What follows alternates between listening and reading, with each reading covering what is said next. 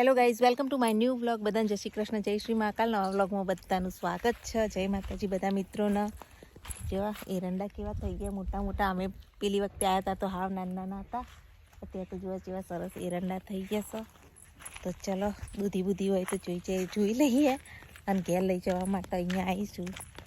તો થોડું શાકભાજી વેણી લઈએ. દૂધીને વેલા જેવા થયા છે ચારે બાજુમાં.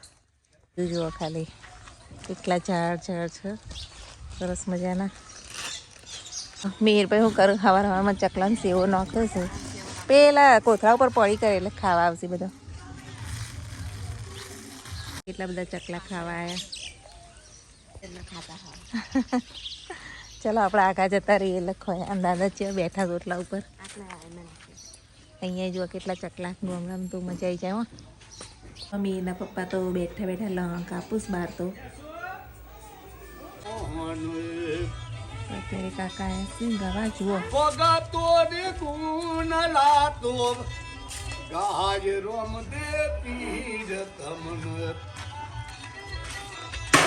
રામદેવ પીરના ભજન કોઈ સરસ મજાના. અને તો અમારા દાદા જુઓ કોટલા આવ્યા છે તો કામકાજે ચાલુ હ. દાદાને તો પૈસા આલ્યા મીના પપ્પાએ. હવે મિહિરભાઈ કાપુસ જુઓ. મિહિર તું શું કરો? હવે રવા દો આટલું કામ કરતું હોય. ટૂઠા ખેતરમાં જવાનું તો પ્રોગ્રામ બંધ રહેશે કારણ કે રવિવારનું બ્રેડ ને એવું ના મળે ને. ઘેર બનાવી દઈએ. જો અત્યારે હું બનાવું છું તુવેર ટોઠા. મસ્ત ખેતરનું લીલું લસણ આવ્યું છે સરસ મજાનું. જુઓ લીલું લસણ આવી ગયું છે ને બધો પ્લાનિંગ હતો ખેતરમાં વિડીયો બનાવવાનો. પણ જુઓ તુવેરો મેં તો 500 બધા માટે બાફી દીધી હતી. પણ બધું પ્લાનિંગ અમારે જે કરેલું હતું ને એ બધું ફેલ ગયું કારણ કે દાદાએ અચાનક એક કામ કાઢ્યું 6000નું. તો મેના પપ્પાને સિદ્ધપુર જવું પડ્યું અત્યારે. તો ચાલો આપણે ઘેર જ તુવેર ટોઠા બનાવી લઈએ. રોટલી જ મેં બનાવી લીધી છે. અને જો શું નવું લાયા છે તમને બતાવું. વહેલા કચરા પોતા વાસણ કપડાં બધું થઈ ગયું આપણે તો.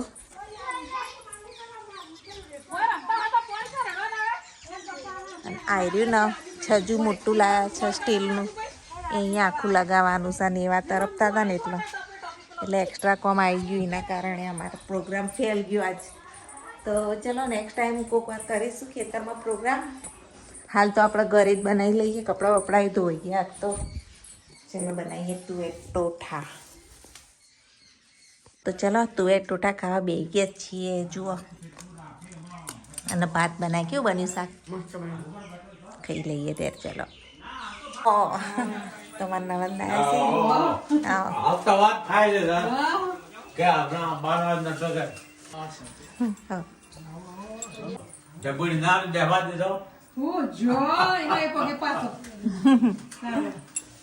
તો મહેમાન આવ્યા છીએ તો બધા ચા પીવું છું. અને ઓય જો મીના પપ્પા બહાર ચા લાવ તુવેર લઈને હવે ઘેર જઈએ છીએ ગાઈસ. ચલો ઘેર મહેસાણા. એ કાકી દાદા સાજો. હા આવજો. આવો બોર આપો ભાઈ. ઘેર બોર દાદાએ કોમ કાઢી દે. આજ તો જવાય જ હા. તુવેર ટોઠા ખાવાના. હા આવજો. આવતા રવિવાર આવીશું. આવજો બધા. હા આવજો. ચલો તો હવે મહેસાણા જવા નીકળીએ. પાછળ તો સામાન તો એટલો ને એટલો થઈ ગયો. દાદાને તો પેલું કામ કાઢ્યું એટલે દાદાએ આજનો દિવસ રોકાવાના. કાલ આવશે મહેસાણા. ચલો મહેસાણા જઈને મળીએ. અમારું ગામ. ચલો ઘેર લઈ જવા માટે થોડી શાકભાજી લઈ લઈએ. મરચાં બધું. ગાઈઝ ફાઇનલી ઘેર આવી ગયા છીએ. અને સવારે મેં તુવેર ટોઠા બનાવ્યા હતા તો જોરદાર ટેસ્ટી બન્યા હતા. અને બધા ખવાઈ ગયા હતા. બધાને આપ્યા હતા અને ખવાઈ ગયા હતા. તો અત્યારે ફરીથી મિહિના પપ્પા એમ કહે છે કે તુવેર ટોઠા બનાય. તો ચલો હું તમને શીખવાડું કે હું મહેસાણાના પ્રખ્યાત તુવેર ટોઠા કેવી રીતે બનાવું. જો અમારો ફૂલ વિડીયો. મિત્રો જુઓ અહીંયા આપણો તુવેરો, એનાથી અડધું લસણ. ઘણા લોકો લસણની ક્વોન્ટિટી વધારે પણ રાખતા હોય છે. અહીંયા ખટાશ અને ગળપણ માટે આપણે ગોળ અને લીંબુ, કોથમીર, લીલા મરચાં, આદુ અને ટામેટાં. અને મસાલામાં જુઓ ગરમ મસાલો, મરચું, પછી આ કાશ્મીરી મરચું, મીઠું, હળદર અને ધાણા જીરું પાવડર. અને આપણે અહીંયા એક લીધી છે ડુંગળી. નાની ડુંગળી જ લેવાની છે. તો ચલો ત્યારે આપણે બનાવીએ તુવેર ટોઠા. તો આપણે ડુંગળી લસણનો વઘાર કરી દીધો છે. તેલ થોડું વધારે રાખવાનું છે અને જીરું નાખીને પછી ડુંગળી લસણ વઘારી દેવાનું. 15 મિનિટ સુધી આપણે લસણના આ રીતે શેકી રાખવાનું છે. એકદમ મસ્ત મજાનું ચડી જાય પછી આપણે ટામેટાં અને જે લીલા મરચાં અને આદું હતું ખાંડેલું એ એડ કરવાનું છે. મિત્રો જુઓ હવે આપણે ટામેટાં એડ કર્યા છે. જુઓ લસણ થઈ ગયું છે તો આદુ મરચાંની પેસ્ટ એડ કરી લેવાની છે. જે લાલ મરચું ને મસાલો હતો રગડો કર્યો તો એ એડ કરી લીધો હવે અને હવે એને મિક્સ કરી લેવાનું. મસાલો સરસ રીતે ચડી ગયો છે. હવે જો નીચે ચોંટવા માંડ્યો થોડો થોડો એટલે આપણો પરફેક્ટ મસાલો રેડી થઈ ગયો છે. હવે તેમાં બાફેલી તુવેરો એડ કરી અને પછી ગોળ અને લીંબુ એડ કરવાનું. બરોબર, તો ચલો તારે એડ કરી લઈએ. ગોળ તો એડ કરી લીધો, હવે લીંબુ નીચે એડ કરી લઈએ. તો એમાં આપણે લીંબુ એડ કરી લઈએ. હવે આ તુવેરોમાં આપણે અડધો ગ્લાસ જેટલું પાણી એડ કરી લીધું એટલે બધું મસ્ત મજાનું મિક્સ થઈ જાય અને પછી તેના ઝીણી સેવ સાથે અને બ્રેડ સાથે તેને તમે ખાઈ શકો છો. તો કેવી લાગી રેસીપી? હજુ તો ઉકળશે એટલે મસ્ત બની જશે. થોડું મોટું લેજે. તો ચલો તુવેર ટોઠા બ્રેડ અને સેવ સાથે આ રીતે ખાવામાં આવે છે. જુઓ તો ખાઈ લઈએ તુવેર ટોઠા.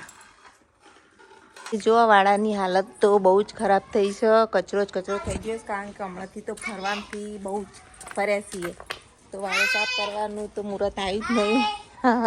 એ અહીંયા જે વાત કહો, અહીંયા જે તમારે જામફળ થયા? હા. કયો થયા બતાવજો. ચલો ગઈશ તમને હમણાં જામફળ બતાવો પછી આપણે વાળો સાફ કરીએ. જોવા કેવા જામફળ થયા. દર સાલે જામફળ બહુ જ થતા હોય. હા યાર બહુ બધા થયા. ના તોડા હજુ કાચા છે. જુઓ કેટલા બધા જામફળ થયા છે. વાહ, તુવેરોનો છોડ ને જેવી તુવેરો થઈ અમારા પાછળવાળાને તો જબ્બર તુવેરો બેઠી. હા ગુલાબ. અલે હા ગુલાબી મસ્ત થઈ. જો તમે તો હારા હારા છોડ છે. ટેણી બધા છોકરા તો રમું છું. ચાલો તાર આપણે વાળો સાફ કરીએ. રાઈસ મરચા. વાવ, તમે તો બધી સારી ખેતીવાડી કરી છે. તમારું હા તો મેં તો ના લીધી યાર. નહીં તો તમારે થયું ને અમારે કેમ નહીં થયું? કેરીનો આબો. ઓબોય થયો. તુલસી ઉલસી બધું સારું આવ્યું. સર આપણે પહેલાં વાળો સાફ કરીએ. વાળો સાફ થઈ ગયો છે. ચલો હવે આપણે ખાવાની તૈયારી કરીએ. મિહિર ભાઈ આવતા સી. વિશુનાથમાં જ માળો આવ્યો બિચારો. કોકે બાંધેલો માળો તૂટી ગયો છે. ઉપર આપણે આમને મેળ દઈએ ઉપર. કેવો સરસ માળો બનાવેલો છે. ઓય તું જતે ના કર. હા ફૂલ દાદાગીરી.